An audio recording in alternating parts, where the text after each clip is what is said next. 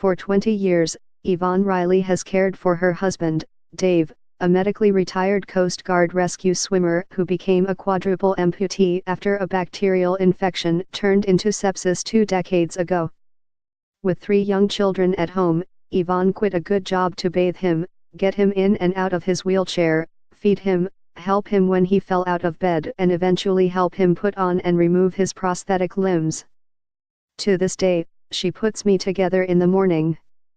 She takes me apart at night, Riley said in a telephone interview from their family home in Sems, Allah. It's a full-time job. But she's never gotten paid or training.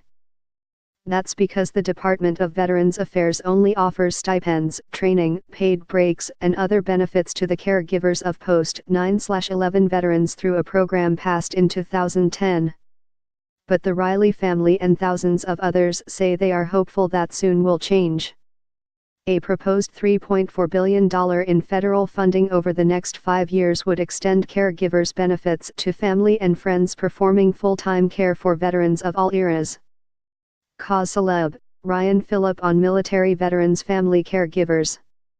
On Wednesday, the Senate Veterans Affairs Committee approved the expansion of the post-9/11 caregiver program as part of a new plan to revamp the VA's healthcare system, which also is pushing for better access for veterans who want to see doctors in the private sector. If approved by the full Senate and signed into law by President Trump, the new benefits would first provide help to caregivers of veterans injured before May 1975 and then expand to include those like Riley who were hurt from May 1975 to September 2001. That means his wife would get the latest training on how to help her husband, paid time off to take a break, and a stipend to make up for all of her years of lost income. We just bumbled through this whole thing, and having that knowledge base of all the caregivers out there would be great. And giving her time to take a real break away, Dave Riley said, pausing as his wife interjected. Would be wonderful, Yvonne laughed.